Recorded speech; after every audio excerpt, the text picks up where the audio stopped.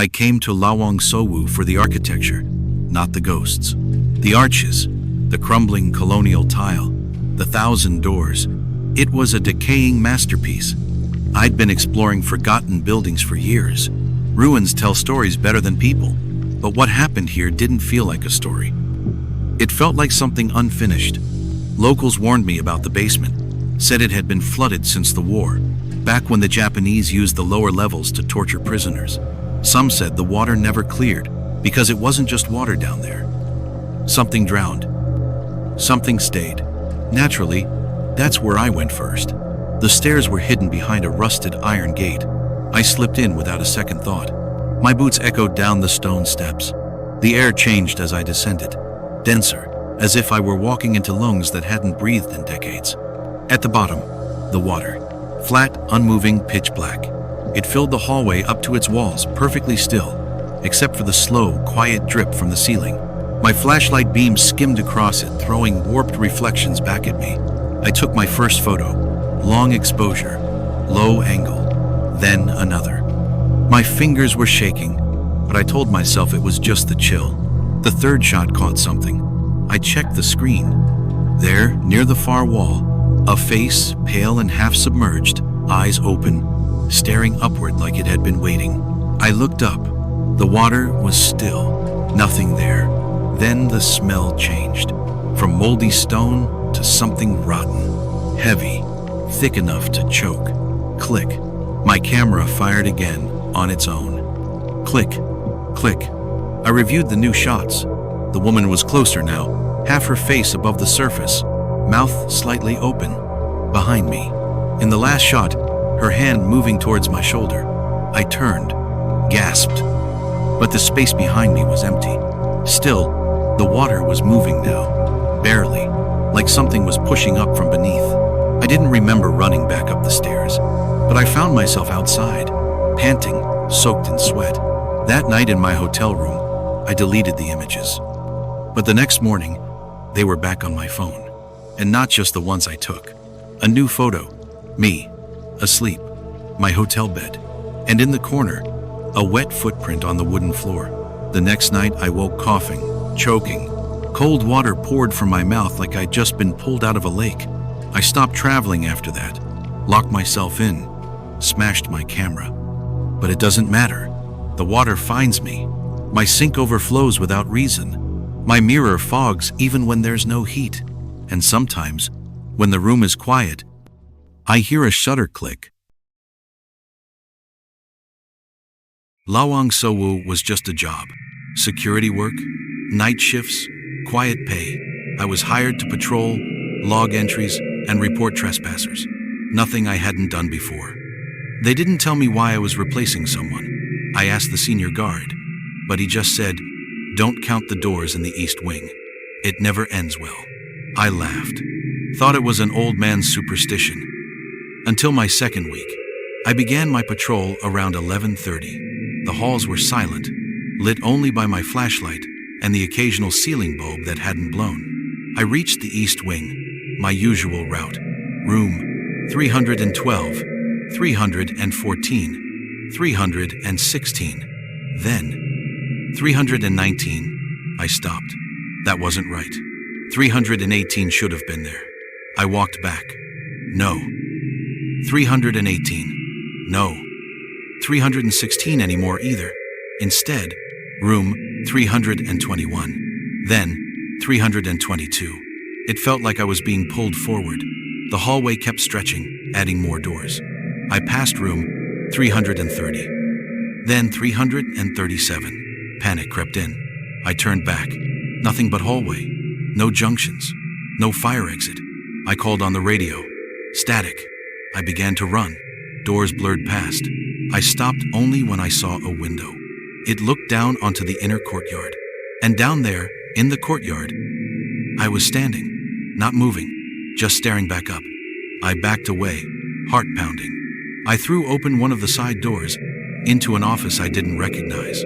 On the wall was a black and white photo, a group shot of security guards. One of them was me.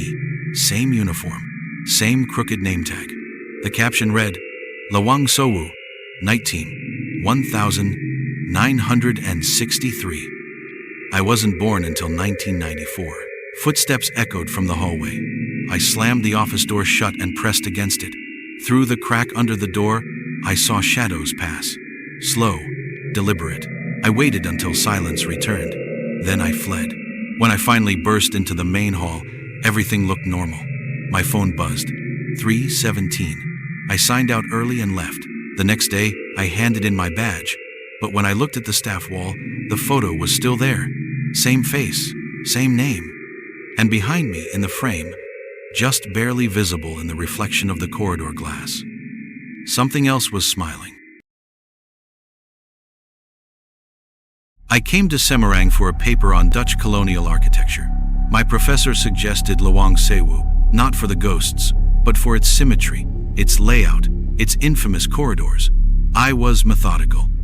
Measured every wing, photographed staircases, took notes on room alignment.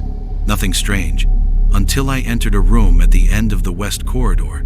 There was no sound in that room. I don't mean quiet, I mean total silence. No echo, no footsteps, not even the soft hum in your ears when everything's still. It felt like stepping underwater. I snapped a photo. The shutter clicked, but I didn't hear it. I tapped the lens. Silence. I called out, "Hello?" Not a whisper came back.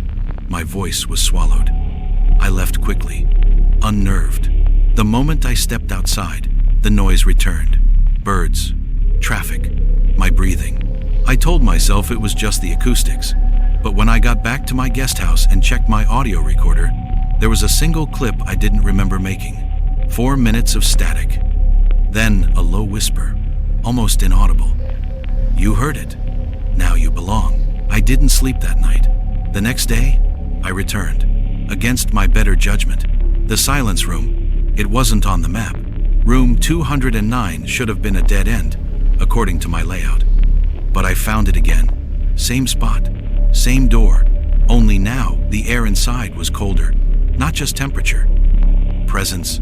This time, I stayed longer. Set up my phone to film. I could feel my heartbeat in my skull. My bones vibrated like a tuning fork, but there was no sound to anchor it. Then, the lights above me flickered. My phone flashed white, and when I looked at the screen, I wasn't in the frame anymore. Just the room. Empty. I turned around fast. The mirror near the corner reflected me fine. So did my phone's selfie camera. But the recording feed? Still blank. That's when the walls began to shift. Subtle at first. The far corner seemed closer. The exit farther. My feet felt heavy. I tried to run for the door, but when I touched the knob, everything stopped, like the room paused time itself. And then I heard it, just once. Not through my ears, but from somewhere inside my head. A voice, distorted and cracked like a dying speaker. "Close the door." I did, not because I wanted to, but because my hand moved on its own. When I opened my eyes again, it was night. The power was out. My phone was dead. And the door? It was gone. Only smooth wall. I screamed. Hit the wall. Cried. All in silence. No echo. Not even the sound of my own sobbing. At some point, I passed out. When I came to, I was lying outside, in the courtyard. My phone was beside me, fully charged. I didn't remember how I got there. But the real horror was what came next. The camera roll had a video I didn't remember recording. 3 hours of footage, all from inside that room. The room was empty, until the last few seconds. The camera tilts. Something presses its face against the lens. Black eyes, mouth moving silently. Then static, and one last whisper. If you hear the silence again, don't follow it. I deleted everything, changed my thesis. I'll never go back. But sometimes, in perfectly quiet rooms, I still hear nothing. And it feels like home. Every haunting has a witness. You've just become one. Subscribe and never be alone again.